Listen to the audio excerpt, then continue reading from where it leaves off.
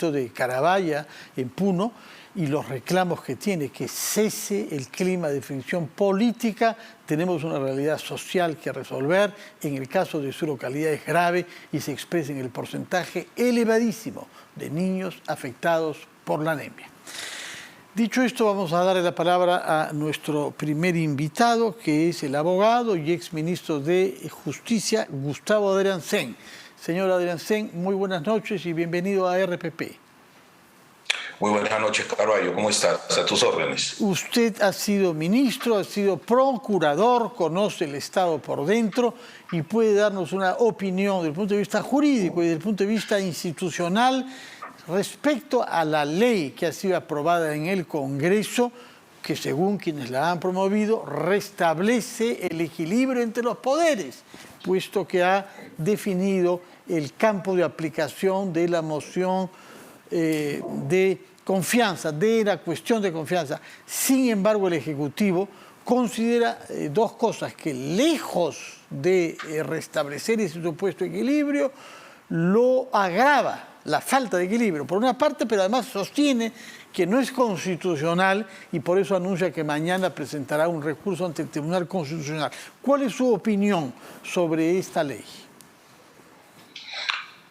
Fernando, yo creo que la dinámica que tú nos acabas de describir no hace sino obedecer una lucha perversa por conquistar el poder, una lucha en la que se encuentran enfrascados el Congreso y el Poder Ejecutivo, donde parece ser el lema: el que no mata, lo matan.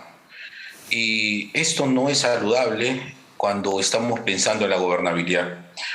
Yo creo, Fernando, que en realidad existen más coincidencias de las que parecen mostrar uno y otro bando. Fíjate, Fernando, esta ley de desarrollo constitucional, porque así se ha denominado, sí, es una ley que coincide grandemente con el proyecto de ley que ha presentado el Poder Ejecutivo con carácter de urgencia al Congreso, con el ánimo que se debata. Fíjate, en los dos dispositivos, tanto en la Ley de Desarrollo Constitucional que se ha aprobado como en el proyecto de ley del Congreso, se establece como materias referidas a la cuestión de confianza aquellas que son de competencia del Poder Ejecutivo relacionadas directamente con la política general. ¿A qué política general se refiere?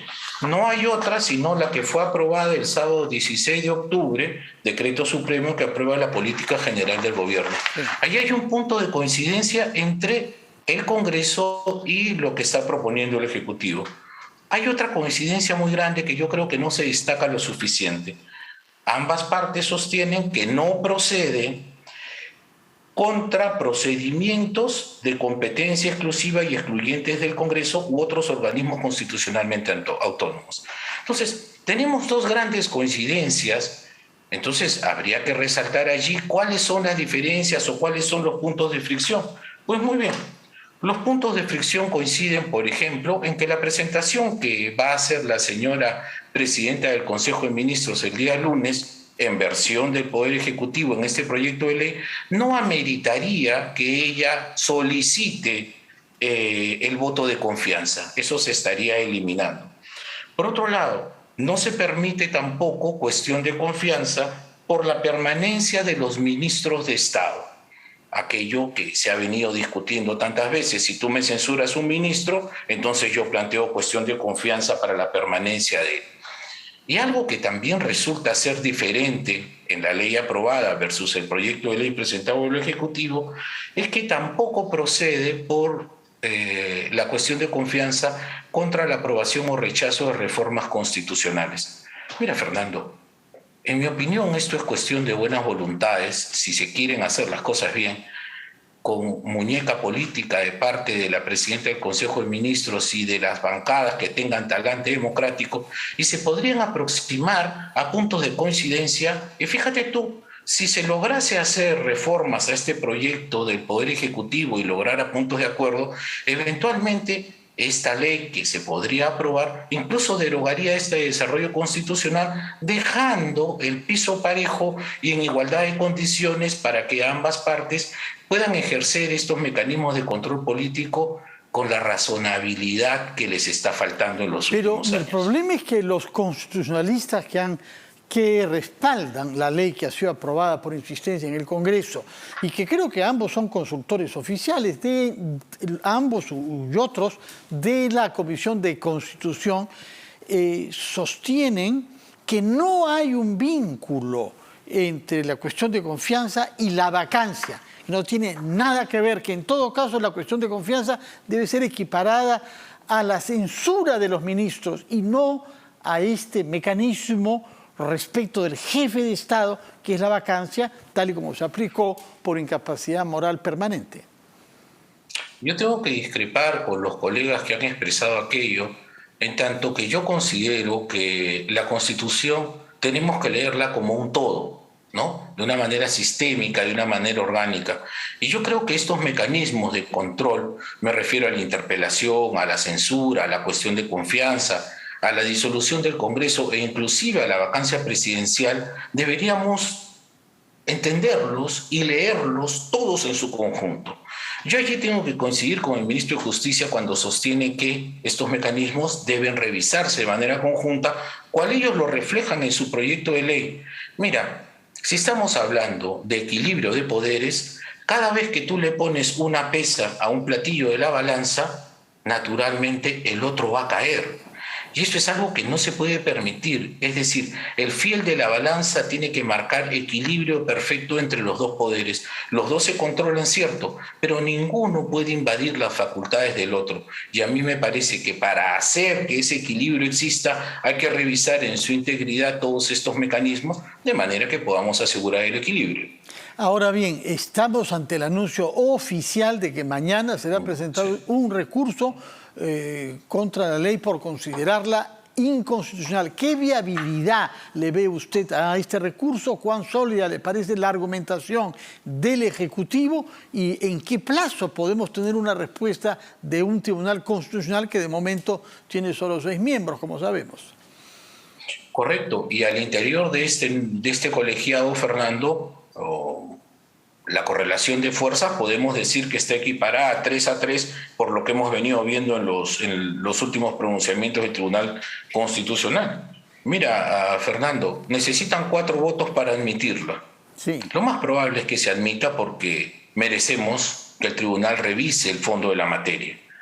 Pero luego para hacer sentencia, Fernando, se requieren 5 votos, prácticamente una unanimidad. Y ojo, si no se alcanzan esos 5 votos, se tiene que igual dictar sentencia declarando infundada la demanda, con lo que la ley en cuestión permanecería plenamente vigente. Entonces, este pronóstico muy reservado no me parece a mí, por lo que se escucha hasta ahora, de que efectivamente pueda prosperar la demanda del Ejecutivo. Este tribunal, es decir, los miembros actuales, se han pronunciado ya hasta en 2 oportunidades, el año 18 y el año 19, sobre la cuestión de confianza. ¿Qué es lo que han dicho? ¿Qué se ha establecido respecto de ella cuando se le ha solicitado, ante las circunstancias concretas, del uso de la cuestión de confianza, incluida en la cuestión de confianza fáctica? Eso fue realmente un problema. Yo creo que allí el Tribunal Constitucional, en su último pronunciamiento del año 19, en mi opinión, perdió, o nos hizo perder a todos más bien, la gran oportunidad de regular de una manera más exhaustiva la cuestión de confianza. En mi opinión, dejó el capítulo muy abierto, es decir, prácticamente se puede plantear cuestión de confianza sobre cualquier materia. Sí. Lo que, digo yo, está desnaturalizando la institución de la cuestión de confianza. Ahora bien, no se pronunció sobre la denegatoria fáctica, cosa que fue un gran problema en tiempos de Vizcarra, y una de las pretensiones que hoy día tiene ley de desarrollo constitucional es efectivamente precisar que solo el Congreso puede interpretar los alcances de su decisión, con lo que la denegatoria fáctica desaparecería, ¿no? Otra materia, por supuesto, para discutir también. En mi opinión, debería aceptarse que las denegatorias deben ser expresas y no fácticas. ¿Tenía el Congreso la facultad constitucional para precisar el alcance de un tema constitucional? ¿Es o no una reforma constitucional encubierta? Bueno, eso es lo que sostienen algunos colegas míos. Yo tengo que discrepar con ellos. Yo más bien me inclino por la corriente de pensamiento que sostiene que esta es una ley de desarrollo constitucional, como hay muchas.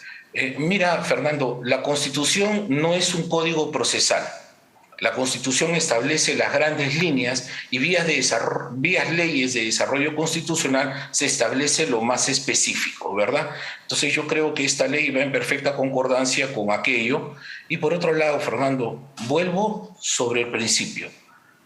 Entre la ley de desarrollo constitucional hoy día aprobada y el proyecto de ley presentado por el Ejecutivo hay más coincidencias de las que parece. Y creo que sería importante empezar el debate resaltando esas coincidencias en vez de los pequeños detalles que serían objeto de discusión naturalmente. Salvo que la ley presentada por el Ejecutivo contiene dos temas diferentes a la vez y vela justamente o aspira a velar por un equilibrio de poderes asociando el tema de la confianza al tema de la vacancia. Y este tema no ha sido abordado todavía por el Congreso.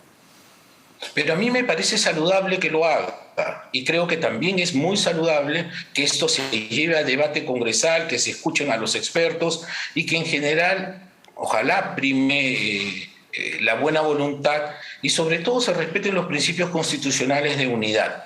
Si aquello prima, se va a tener que entender que todos estos mecanismos de control deben revisarse en su integridad, porque no está bien que yo revise los mecanismos con los que tú me controlas.